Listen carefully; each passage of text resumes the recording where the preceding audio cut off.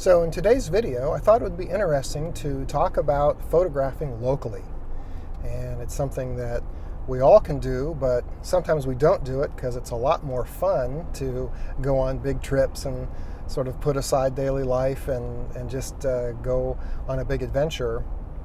But most of us can't, only do that, once or maybe twice a year for a week or so. And so if you want to, be a photographer all the time, then it's much better to also try to photograph closer to home. So I didn't always do that, and I live here in Northwest Florida and have been less inspired by the landscape here than what I find when I travel out west or up north. But a few years ago, I thought it'd be fun to really concentrate locally and just see what I could do here. And so once I started with some digital cameras, it made it a little easier for me to just get out and explore and just try things. And so I found that I was able to work hard at it more consistently through the year and come up with some images from my local area that I really like. And this was all before I started vlogging, but I thought as a way of just sort of promoting the idea of photographing locally, I would go out today and revisit some of those locations where I made some of the images close to home here that I really like. So I'm just going to go to a few spots today, try to find my tripod holes, show you what the locations look like today, of course show you the image that I made there, and hopefully this is a little instructive way that we can all learn to see the potential in locations and learn to revisit them under different conditions and see the potential there and what they might look like under good weather conditions and just situation that might be more ideal than maybe when you drive by it the first time. So with that in mind, I'm going to pull into my first little forest location here and take a look at the location and show you the image, and we'll see what we can find today. So let's go.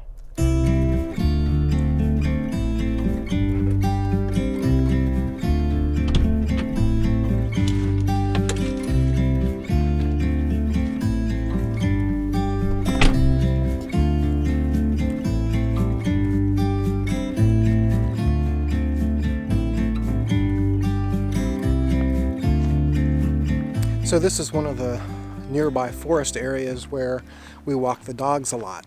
And it's an interesting forest. It's not quite as nice as some of the northern or western forests that I get into, but it has its moments. And one of the things I like to work on here are the palmetto plants. And there's little groupings of these palmettos all over the place here in Northwest Florida. And they can be twisted and whipped around by the wind and storms into some interesting shapes and patterns. And so I'm always looking at these palmettos as I walk. And that's what happened on one day when I was out with the dogs. Found this really interesting grouping and some nice shapes. And so that's the group I'm headed for today to show you where it was.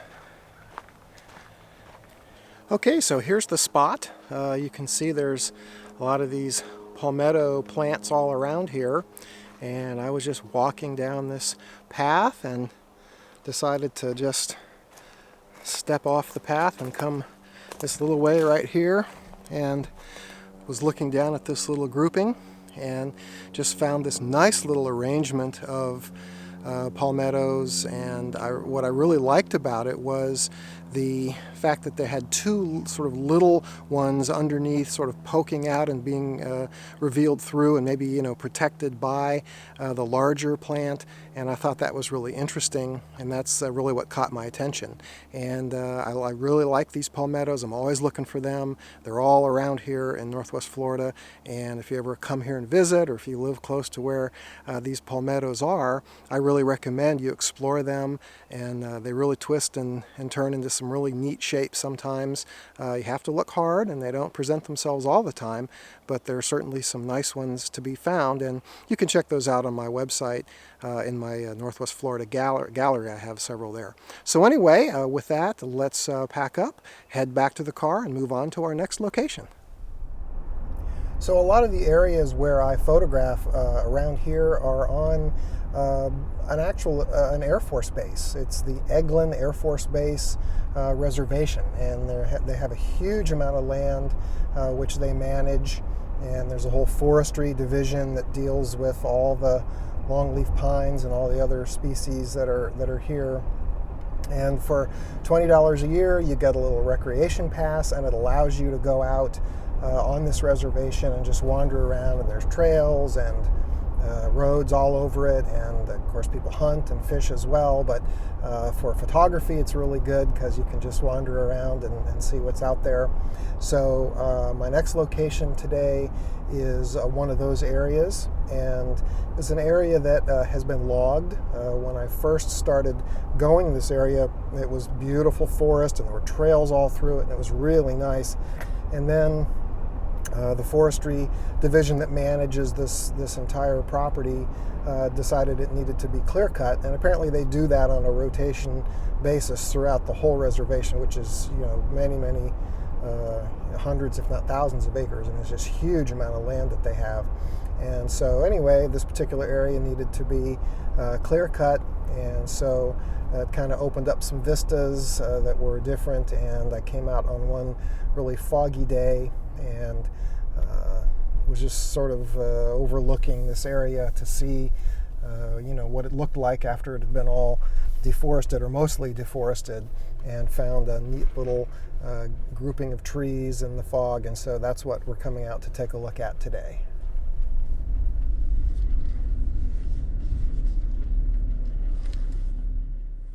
So here's the spot, and I think this is the group of trees right here, that little clump of trees, and they've still got that left here, but you can see there's so much that's been deforested, and I don't think that even all the little trees that I had in my picture are still here. There was a kind of a nice foreground still left when I took mine, some nice palmettos and shrubs to make a foreground, and of course I had the neat fog and nice clouds in the sky. So on this bright sunny day, it sure doesn't look like much. But really, this is sort of a cautionary tale in that areas can change so much. Like if I had kept my eye on that area and thought, oh well, I'll get to it someday, then you come back a few weeks later or something, and this could happen and could change like this. So they always say, if it looks good now, photograph it right now, because you never know. And it might not be a logging or a foresting issue that changes. There could be anything in your picture that just changes over time. And so many of the great locations that we've had don't look quite the same later on. So get out there and photograph things that look good to you while you can. And I sure enjoy this image that I was able to make right here about a year or so ago. And it's kind of sad that this area is all looks like this now, but there are other nice areas on this Eglin Reservation to explore, and in fact that's going to be one of the next places we go. Well, let's go. Actually, I should say that all this deforestation and clear cutting, I'm sure is for a reason, and in fact it's hard to see, but the resource folks have planted all these little saplings all over this area now. This area was, clear cut for a reason, probably to protect against fire and insects maybe and other things. But now this whole area has been seeded. All these little saplings are all through this entire area. So in the future, these little guys will be big, tall trees, and we'll have a nice forest here again. So here's another right by the side of the road image that I captured quite a few years ago, and it's just one of these little mud puddle things. I mean, this is just a road that you drive down, but when you have a little depression here, like this little mud puddle, and then it dries out and you get some cracked mud, you can find just some nice little close-up details like this one right here. And I just thought it had a really neat shape, almost like a little teardrop, and I thought it looked really neat in black and white. And so just very close up. I mean, I was probably only maybe 2 feet from that little tire depression. Of course, the picture, it doesn't look at all like a tire depression or a little tire track, but the little cracked mud is always fun to find whenever you can. So always keep an eye out for that kind of thing, because it can yield you a very nice little intimate detail image that helps tell a story of an area.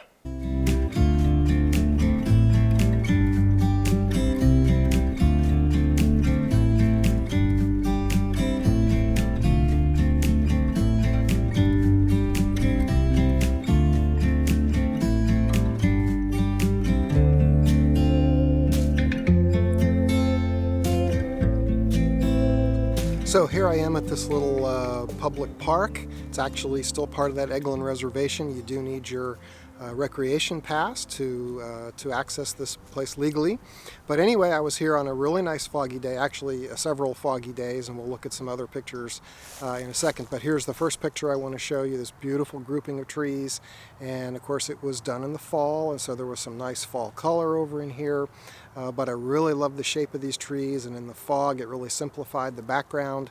This is just an example of the kind of thing you can do at just a local park.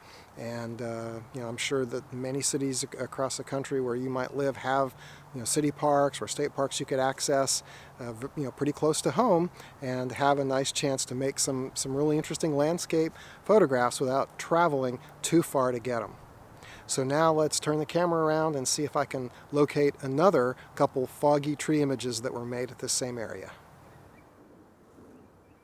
Well, this one took me a lot longer to find than it should have. It was quite a few years ago when I made this picture, but I think I did find the trees and the curving branches and the overhanging branches, and obviously it's grown up and changed a bit in the few years since I've done this, but and it was of course a really, really nice fog, and just really helped to isolate the background. And so anyway, it was a beautiful foggy day that day, and it happens here quite a few times a year. It's always fun to come to this spot and hunt for new compositions. So when it's a nice fog, grab the camera and head on out there.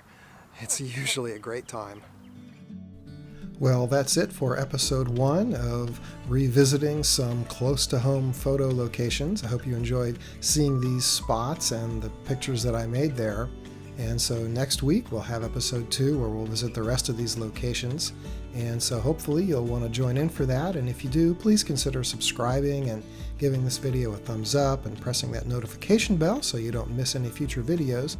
I really appreciate everyone watching, and we'll see you on the next one.